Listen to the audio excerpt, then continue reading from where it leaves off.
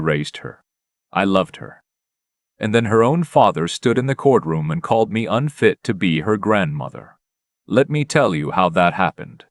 8 years ago, my son showed up at my door on a Tuesday evening. No call ahead, just his car pulling into the driveway, headlights cutting through the November dark. He had my granddaughter in the back seat. She was 6 years old, wearing her school backpack like she thought this was just another visit. He handed me a duffel bag with her clothes in it. He said he needed a few weeks. His marriage was falling apart. His wife had just left. He couldn't work and watch a child at the same time. I said, of course. I said, bring her in. It's cold. I was 63 years old. Recently retired from 31 years at the county assessor's office. My husband had passed 4 years before that. Heart attack, quick, no warning. I was living alone in the house we'd bought together in 1987. A 3-bedroom ranch outside of Knoxville, Tennessee. Big backyard. Quiet street. The kind of place where kids used to ride bikes until the streetlights came on. My son's name doesn't matter as much as what he did. I'll call him my son, because that's all he was to me by the end of this. Not the boy I raised, not the man I thought I knew. Just my son, in the worst possible sense of the word. He drove away that Tuesday and I watched his taillights disappear around the corner. That was the last time I saw him for 8 years. At first, there were texts. Short ones. She doing okay? And I'll send money next week. The money came twice, in the first 2 months, $200 each time, transferred through Venmo. After that, nothing. The text stopped around month 4. I called. I left voicemails. I drove past his apartment on the east side of town and found it empty. A new name on the mailbox. I called his workplace and was told he no longer worked there. I called his cell until it went to a number that had been disconnected. My granddaughter. I'll call her my girl because she was mine in every way that mattered. Asked about her daddy for the first 2 years. Every bedtime almost. Where is he? When is he coming? Does he know what I am?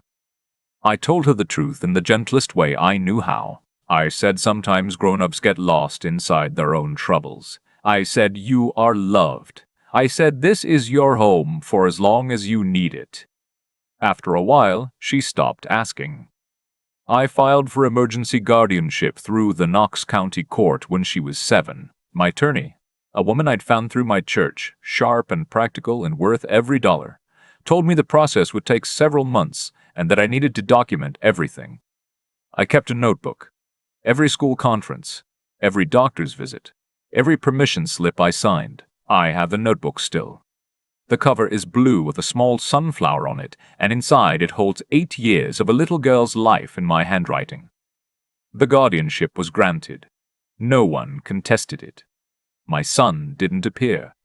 I took her to school every morning and picked her up every afternoon. I learned her favorite breakfast was scrambled eggs with cheese, and that she hated the texture of tomatoes but would eat them if they were in a sauce. I sat with her through strep throat and a broken wrist and the week in 3rd grade when 2 girls in her class decided they didn't like her anymore. I taught her to ride a bike in the driveway and to plant tomatoes in the garden. She didn't want to eat them, but she liked growing them, which I thought said something good about her character. I attended every school play, every parent-teacher conference, every award ceremony. When she started middle school and got into the band, I drove her to early morning practice 3 days a week. When she decided she hated band and wanted to try track instead, I didn't argue. I signed the forms. Her pediatrician, a kind man named Dr. Whitfield, had been seeing her since she first came to live with me. Her teacher from 3rd through 5th grade, a woman who later became something close to a friend, knew our story inside and out. The families on my street watched her grow up. My neighbor Addie, 70 years old and sharper than most people half her age, babysat her on the nights I had evening appointments, and sometimes just because the two of them liked to watch game shows together. This was our life. It was a good life, quiet and ordinary and full, the way a real life should be. Then my son came back. He knocked on my front door on a Saturday morning in October, 8 years after he'd left. I didn't recognize him at first. He was heavier, older, with a beard he hadn't had before. Standing next to him was a woman I had never seen. Tall, well-dressed, holding the leather tote bag against her side like it was a piece of armor. He introduced her as his wife. They had been married, he said, for 2 years. I stood in my doorway, and I didn't say anything for a long moment. He said he'd gotten sober 3 years ago. He said his life was together now. He said he was ready to be a father. His wife smiled at me. It was the kind of smile that doesn't reach the eyes. I told him to come in. I made coffee. We sat at the kitchen table where his daughter had eaten breakfast every morning for 8 years, and I listened to him tell me about his sobriety and his new job in Asheville and the house they'd just bought with 4 bedrooms, one of which was for her. I asked him one question. I asked if he understood what he was asking me to do. He said he was her father. He said he had legal rights. I said that we had a guardianship order from the Knox County Court. I said if he wanted to change that arrangement, we would need to go through the proper process. I said I was not going to discuss this further without my attorney present. His wife's smile disappeared. They left. I stood at my kitchen window and watched their car back out of the driveway. My hands were steady. My chest was not. My girl was at track practice when they came. She didn't know anything about it that day. I spent the rest of that afternoon trying to figure out what to tell her and how to tell her and what any of this was going to mean for the two of us. And I didn't get to any good answers before she came home that evening, dropped her bag in the hallway, and asked what was for dinner. I made spaghetti. We watched a show she liked. I did not tell her that day. The legal process began the following week. My son, with his wife, I suspect, pushing hard from behind, filed a petition to terminate my guardianship and restore his parental rights. His attorney was a man from Asheville who drove down to Knox County in an expensive car and wore suits that cost more than my monthly utilities. My attorney filed our response. This is the part where I want to be careful, because what happened next was not fair and it was not right. But I also understand that the family court system is complicated and that a biological parent has significant legal standing, regardless of how they've behaved. My son had been sober for 3 years. He had stable employment. He had a home. On paper, he looked like a responsible parent who had overcome his struggles and was now ready to be in his daughter's life. What the paper did not show was 8 years of silence. 8 years of my phone calls going to voicemail, and then to a disconnected number. 8 years of a little girl asking where her daddy was. 8 years of permission slips signed by her grandmother because there was no one else. The family court judge assigned a guardian ad litem, an attorney appointed specifically to represent my granddaughter's interests. This is the part of the story that I hold on to when the rest of it makes me want to put my fist through a wall. Her name was Miss Aldridge. She was maybe 40 years old, with reading glasses that she wore on a chain around her neck and the legal pad she carried everywhere. She interviewed my granddaughter 3 times, once at my home, once at her office, once at school. She spoke to Dr. Whitfield. She spoke to her teacher and the track coach and to Addie next door. She reviewed 8 years of school records, medical records, and the guardianship documentation I had kept in that blue notebook. She spoke to my son and his wife as well. I don't know exactly what my girl told Miss Eater, Aldridge, in those interviews. She is 14 years old and her thoughts are her own, and I've always believed that. But I know my granddaughter. I know what 8 years of showing up looks like when a child holds it inside her. The hearing was scheduled for a Thursday morning in January. I was there early, sitting in the hallway outside the courtroom with my attorney, when my son arrived with his wife and his Asheville lawyer. They sat on the other side of the hallway. His wife was looking at her phone. He looked at me once, and I held his gaze, and then he looked away. My attorney had prepared everything: the guardianship records, the financial documentation, the letters from Dr. Whitfield, from her teachers, from the track coach who had watched her run, the notebook, 8 years of notes in my own hand, a paper record of every ordinary day that added up to a life. And then the thing that changed everything. 3 days before the hearing, Ms. Aldridge submitted her report to the court. I had not seen it in advance. I only heard about what was in it when my attorney called me, and even then she was careful about what she said because she is a careful person.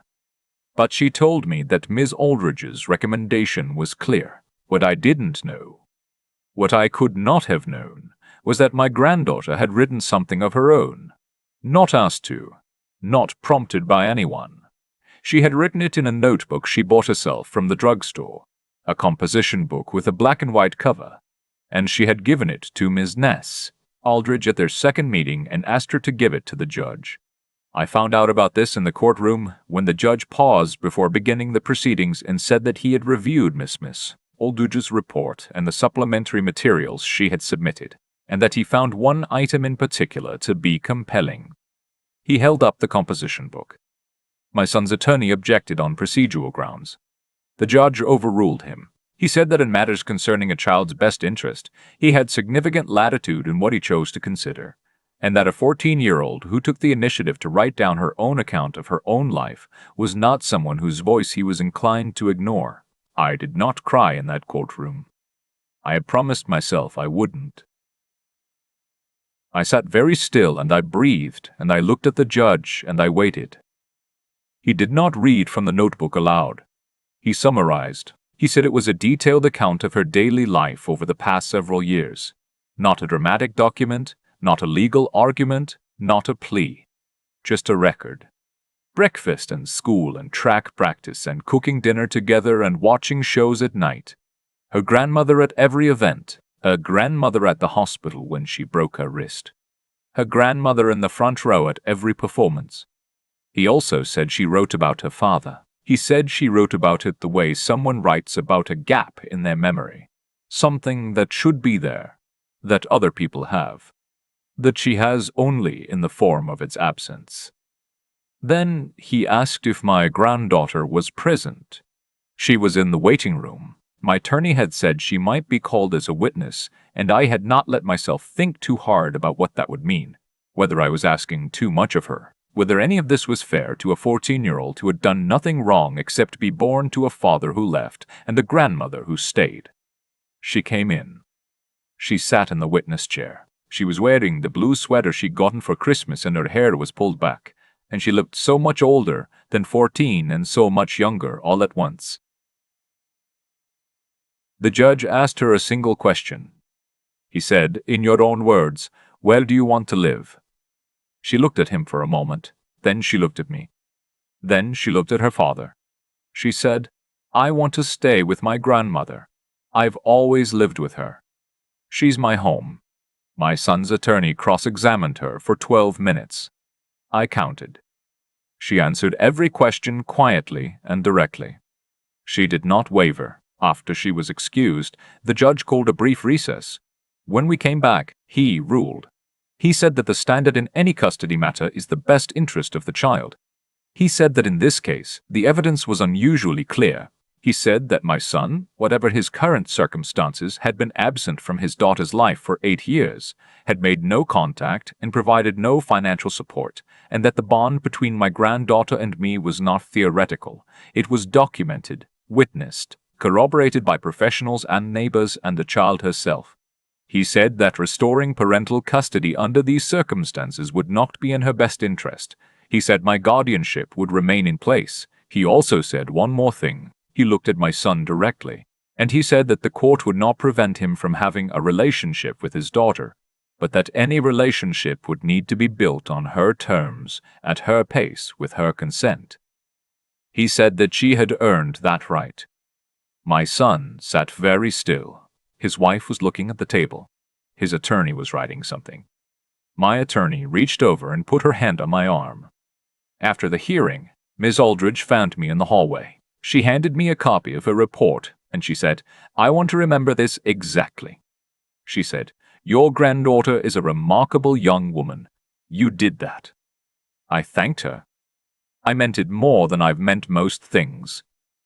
Outside the courthouse, Addie was waiting in the parking lot. She had driven herself, which she is not supposed to do anymore because of her eyes. But she had done it anyway. She was sitting on the hood of her car in the January cold with her coat buttoned all the way up, and when she saw us come through the doors, she got down carefully and opened her arms. My granddaughter walked into them first. Then she turned around and walked into mine. The three of us stood there in the parking lot for a while, not saying anything. The cold didn't matter much. I've thought often about what I would say to my son if I ever had the chance. Not in a courtroom, not through attorneys, but just person to person. The way we used to be before everything became what it became. I have thought about whether I am angry, and the answer is yes, I am, in a way that lives very quietly in me now, like an old scar that doesn't hurt unless you press on it. But I am also tired of giving that anger more room than it deserves. What I know is this.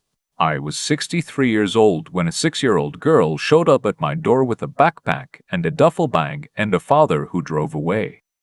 I did not plan for this. I did not choose it in any organized sense. I just looked at her and knew that someone had to stay. And I was the one who was there. She turned 14 in March. She ran the 400 meters at her first regional track meet that spring and placed third, which meant she qualified for the next round. And she came off the track looking for me in the bleachers before she'd even stopped running. I was in the third row, where I always sit because the angle is good. She found me immediately. That is the whole story, really. She always knows where to look, and I am always there. I don't know what my son's life looks like now. I don't know if he still thinks about that courtroom, or about the 8 years before it. I hope, for his sake, that he found some peace in it somewhere. I hope he understood what the judge said about building something on her terms. She doesn't ask about him the way she used to. She's older now. She holds things differently. But I leave that door open every day, in the small ways I can. I don't speak badly of him in her presence. I answer her questions honestly when she asks them. I let her feel whatever she feels without telling her how she ought to feel it. That's all you can do. You keep the door open. You show up. You stay. My neighbor Addie came over for dinner last Sunday. She brought a pie. She does this about once a month, always without warning, always a different kind. It was pecan this time. We ate at the kitchen table and my granddaughter told us about a book she was reading for English class, and we argued cheerfully about whether the movie version was better. Addie said the movie was always better. My granddaughter and I said she was wrong. It was a regular Sunday evening. It was everything. I raised her. I loved her. And when the world tried to take that from me, she stood up in a courtroom at 14 years old and told a judge exactly who her home was. That was enough. It was more than enough. It was everything I never knew I was working toward all those quiet, ordinary mornings when I made the eggs and packed the lunch and drove to school in the dark. She is my home, too. I keep thinking about that blue notebook, the one I filled for 8 years without knowing anyone would ever read it. Every entry felt small at the time, a doctor's appointment, a school conference, a permission slip. None of it felt like evidence. It just felt like Tuesday. But that's the thing about showing up.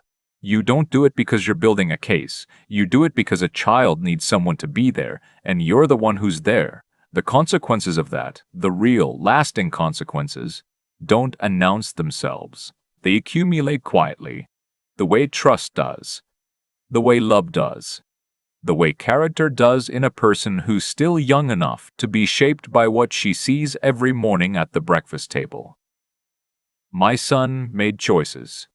He left. He stayed gone for 8 years, and in those 8 years, his daughter learned what it looks like when someone chooses to stay. She learned it not from anything I said, but from what I did, day after day in the most ordinary possible ways. That's how children actually learn. Not from speeches, from patterns. From the person who shows up when they're sick, and shows up when they're fine, and shows up when there's nothing special happening at all. I think about the choices he made, and I don't pretend they didn't have consequences, for him and for her both. He walked away from 8 years he can't get back. No court ruling changes that. No sobriety, however genuine, restores what wasn't there, the gap in her memory where a father should be. She wrote about it herself, in a composition book she bought at the drugstore, in language that a judge found more compelling than anything either attorney said. That happened because of the choices he made. Cause and effect doesn't care about intentions. But I also think about her, about what she chose to do at 14 years old when no one asked her to do anything. She sat down and she wrote. She wrote clearly and specifically and honestly about her own life. That kind of clarity at that age doesn't come from nowhere. It comes from being raised in an environment where honesty was practiced, where her own thoughts were taken seriously, where she was taught by example more than by instruction, that the truth is worth putting into words even when it's hard. That's what I'm most proud of. Not that we won, not the ruling, but that she walked into that courtroom knowing exactly who she was and what she needed, and she said it out loud without flinching. That's what I was working toward all those mornings, even when I didn't know it. Raising a person who knows her own mind. Raising a person with the judgment to understand her situation clearly and the backbone to speak it plainly when it mattered most. Addie told me afterward, standing in that parking lot in the January cold, that I had done something harder than I gave myself credit for. I told her I hadn't done anything remarkable. She told me I was wrong, and Addie is almost never wrong. Maybe she's right. Maybe choosing to stay. Just that. Just staying is harder than it looks from the outside. It doesn't feel brave when you're doing it.